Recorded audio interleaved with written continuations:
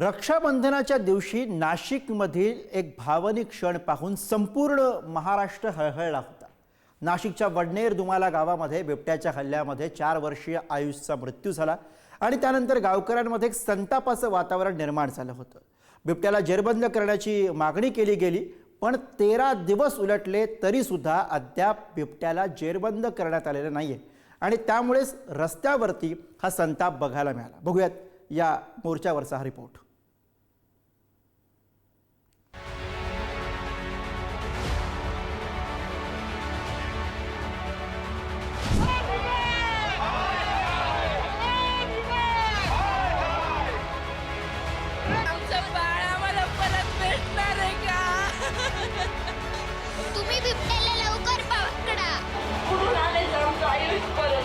नाशिकच्या वडनेर परिसरात आयुष भगत या 3 वर्षाच्या चिमुकल्याचा बिबट्यानं बळी घेतला। अंत्यविधीपूर्वी बहिणीनं मृत भावाच्या हातावर राखी बांधत अखेरचं रक्षाबंधन केलं। त्यामुळे या नरभक्षक बिबट्याला ठार मारण्याची मागणी पुढे येऊ लागली। मात्र 13 दिवस उलटून सुद्धा या बिबट्याला जेरबंद करण्यात वनविभागाला यश न आल्यानं पंचक्रोशीतील ग्रामस्थ एकवटले। नाशिकच्या वनविभागाच्या कार्यालयावर विराट मोर्चा काढला। हातात विविध फलक, बिबट्याची वेशभूषा सादर करत वनविभागाच्या कारभाराचा निषेध नोंदवला। आमचं बाळ आम्हाला परत भेटणार आहे का? तुम्ही बिबट्याला लवकर पकडा। माझ्या वेळ आली अशी कोणावर येऊ नाही रे, फक्त माझं बाळ गेलं तेच माहिती रे। हजारोंचा मोर्चा थेट वनविभागाच्या कार्यालयावर धडकला। भगत कुटुंबियांनी लेकराचा फोटो हातात घेऊन मुख्य वनसंरक्षकांपुढे बिबट्याच्या बंदोबस्तासाठी गारहाणं घातलं। यावेळी मयत आयुषची आई आणि आजीनं फोडलेला टाहो काळीच पिळून टाकणारा होता। वारंवार तक्रार करून सुद्धा जीव गेल्यानंतर सगळे जागे झाले। आम्ही ही वारंवार तक्रार केलेली आहे सर बिबट्याची, मग का तेव्हाच ऍक्शन नाही घेतली? कुठून आलेच आमचं आयुष परत?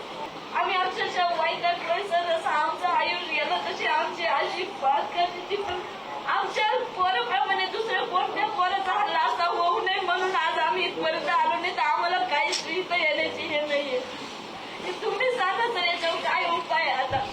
आज माझा भाऊ गेलाय, तुम्ही माझ्या भावाला परत आणू नाही शकत, तुम्ही मला न्याय द्या।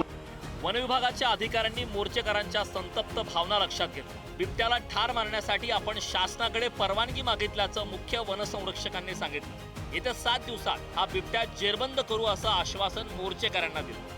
दिवसात जर बिबट्याला जेरबंद केलं नाही तर मग पुढचं काय करायचं ते आम्ही बघून घेऊ। तुमची काय मागणी होती आणि काय उत्तर तुम्हाला प्रशासनाने दिले? तुम्ही समाधानी आहात का? समाधान, आमचं बाळ गेलं, आम्ही समाधानी कसं असणार आहे?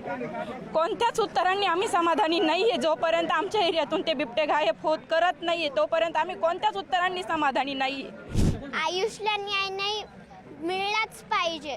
आणि त्यांनी 7 दिवसात जर का त्यांनी पकडला नाही तर ते आम्ही 8व्या दिवशी ते आम्हाला करायचं ते आम्ही करू। त्याला सर्व जबाबदार तेच असतील, आम्हाला काही सांगायचं नाही। नाशिक जिल्ह्याच्या ग्रामीण भागासह शहरी भागात सुद्धा बिबट्याचा वावर आणि उपद्रव वाढला। बिबट्यांची वाढलेली संख्या आणि या बिबट्यांपासून मानवी वस्तीवर होणारे हल्ले वाढलेत। यातून बिबटे आणि नागरिक यांच्यामधील वाढता संघर्ष रोखण्याचं मोठं आव्हान वनविभागाच्या अधिकाऱ्यांसमोर उभं राहिलंय। त्यामुळे नाशिकमधील हिंस्र बिबट्याला ठार मारण्याची परवानगी नाशिक वनविभागाच्या अधिकाऱ्यांना मिळते का हे बघणं महत्त्वाचं असेल। किरण ताजणे, पुढारी न्यूज, नाशिक।